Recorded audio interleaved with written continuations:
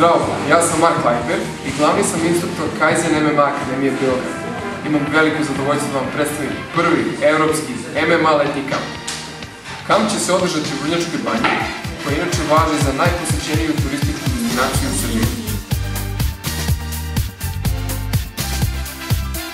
Učesnici početnog kampa će imati prilike da nauče osnove boksa, rvanja i grapplinga, kao i segmentalni sparing.